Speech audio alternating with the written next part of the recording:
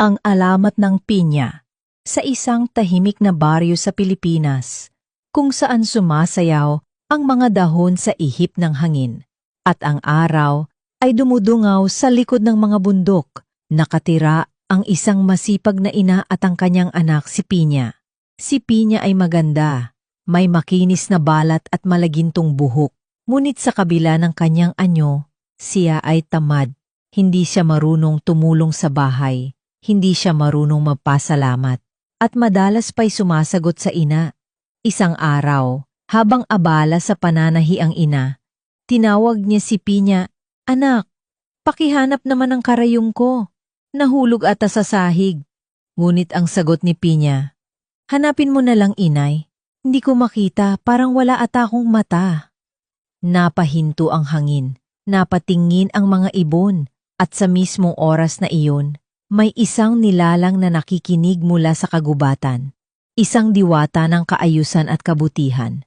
Sa gabing iyon, habang mahimbing na natutulog si Pinya, dumaan ang malamig na hangin sa kanilang kubo. Mula sa anino ng buwan, lumitaw ang diwata. May mahahabang buhok, mata ng liwanag, at tinig na tila hangin at kulog na sabay.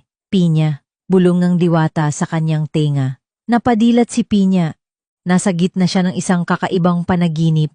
Ang paligid ay puro ulap at mga bituin, at sa harap niya, ang diwata. "Narinig ko ang sinabi mo. Wala kang mata. Kung yan ang iniisip mong totoo, ako'y magbibigay ng anyo na babagay sa iyong salita." Hindi ko sinasadya," sigaw ni Pinya. "Nagbiro lang ako." Ngunit huli na. Tinapik siya ng diwata sa noo, at sa isang kisap mata nawala si Pinya.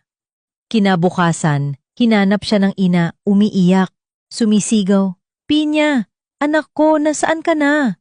Ngunit si Pinya ay hindi na muling nakita, at sa bakuran, sa mismong lugar kung saan siya laging nakaupo, may tumubong kakaibang halaman. Matutulis ang mga dahon, gintong-ginto ang katawan, at sa balat ng prutas, daan-daang maliliit na mata. Lumapit ang diwata, at marahang nagsalita, "Ang iyong anak ay pinarusahan, hindi upang saktan, kundi upang maturuan."